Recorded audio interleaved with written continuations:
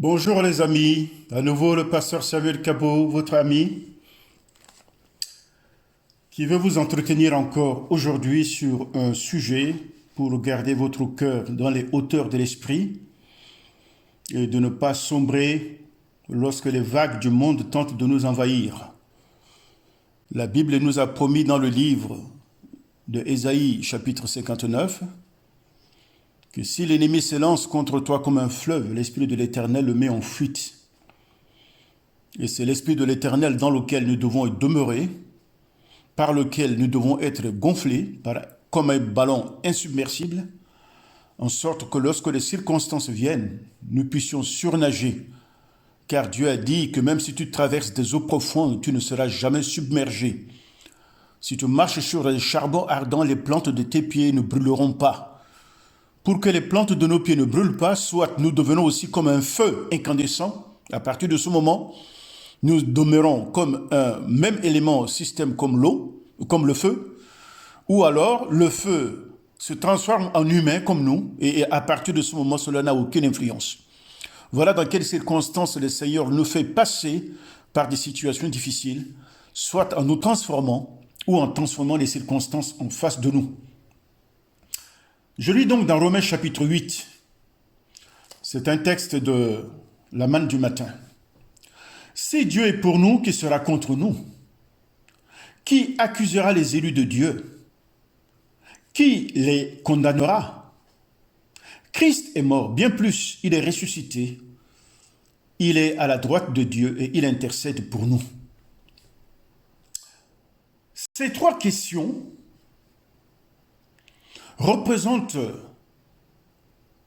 une situation de gravité graduelle. Si Dieu est pour nous, qui sera contre nous? Qui accusera les élus de Dieu? Qui les condamnera? Le chrétien combattant que toi et moi sommes rencontre toutes sortes d'adversités et subit toutes sortes d'épreuves. Si les adversités, les épreuves ne seraient pas, on s'en douterait si on est vraiment enfant de Dieu.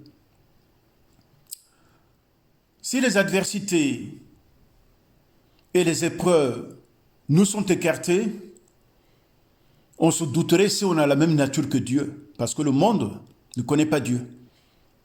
Et ce qui est issu de Dieu est en opposition avec le monde. D'où la cause et l'origine de nos épreuves et des adversités qui se dressent devant nous. C'est pourquoi l'apôtre Jacques a dit que nous devons prendre comme des sujets de joie les diverses épreuves auxquelles on est confronté. Sujet de joie, parce que ça nous conforte, parce que nous sommes avec le Père.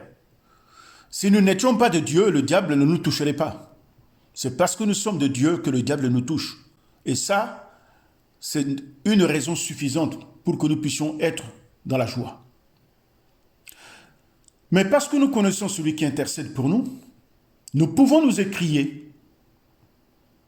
Qui est contre nous? Qui effectivement peut se lever contre nous et nous vaincre? Voilà le fond de la question. Si le monde entier est contre nous, quelle en serait l'importance? Puisque celui par lequel le monde, les choses visibles et invisibles ont été créées, est de notre côté. Oui? Si le monde entier est contre toi, pourquoi te plaindrais-tu? Le monde entier est minorité devant Jésus-Christ. C'est par Jésus que les choses visibles ont été créées. C'est par Jésus que le ciel a été créé. C'est par Jésus que la terre sur laquelle foule ceux qui sont contre toi mènent leurs pieds. C'est par Jésus que les choses, les astres ont été créés. C'est par Jésus que les nourritures ont été créées. Tout ont été créés par Jésus. Si le monde est contre toi et que tu sais que Jésus est pour toi, pourquoi te plaindrais-tu? Tu as tout. L'opposition sourde, parfois imprécise, que nous sentons parfois dans l'atmosphère, et peuvent se cristalliser sous de formes diverses et variées. Soit une personne qui vous en veut à mort, ou un patron qui veut complètement votre licenciement. On vous accuse nuit et jour pour des choses que vous n'avez pas fait. Une personne qui manifeste une haine inexpliquée contre vous. Une machine de guerre comme l'administration qui s'élève contre vous. Ce n'est que sur vous que ça tombe. Mais ne vous inquiétez pas. Le Seigneur est de notre côté. Nous avons de notre côté le divin accusé, Jésus, qui a déjà triomphé de ses ennemis. Et même si cet ennemi nous accuse de jour et nuit, et cela qui peut expliquer les mauvaises nuits de certains, les mauvais réveils d'autres, je vous invite à invoquer le sang de Christ sur vous, car le sang de Jésus-Christ plaide en notre faveur. C'est par le sang de l'agneau que nous pouvons triompher du dragon. C'est par la parole de témoignage de Jésus-Christ que nous pouvons venir à bout de nos ennemis. Jésus est celui qui intercède. Intercéder signifie venir entre deux personnes. Et Jésus est entre nous et Dieu. Il nous révèle Dieu pour que nous le connaissions, que nous ayons confiance en lui. Et il révèle à Dieu nos problèmes, il les porte devant le Seigneur pour que nous puissions trouver la solution. Alors là, nous pouvons nourrir une espérance. Et cette espérance prend forme et naît dans la prière, par laquelle nous pouvons présenter à Dieu, devant le trône de sa grâce, tous les problèmes auxquels nous sommes confrontés pour que ce secours nous soit accordé. Nous devons nous identifier à la cause de Christ, lui qui intercède pour nous. Nous aussi, à notre tour, nous pouvons intercéder pour ceux qui sont tout autour de nous. Pensez à ceux de vos familles, à celles de vos familles. Priez. Les temps sont durs, les temps sont mauvais.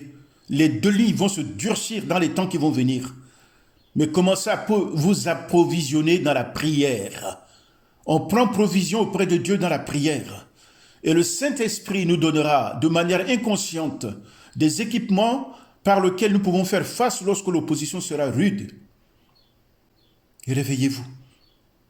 De plus, comme Jésus, nous pouvons aussi présenter à Dieu nos cœurs, la situation de nos vies, le monde dans lequel nous vivons. Le Seigneur s'est identifié à Dieu pour nous. Nous aussi, nous devons nous identifier à Dieu pour ceux du monde. Alors, le Seigneur nous interpelle encore aujourd'hui. Dieu est de notre côté. Et même si toute une armée se ligue contre nous, nous n'aurons pas de crainte à avoir. Parce que nous avons l'assurance que Dieu est de notre côté. Le crois-tu? Alors si tu crois, entre dans la réalité de cette vie spirituelle et que Dieu vous bénisse dans le nom de Jésus. Amen.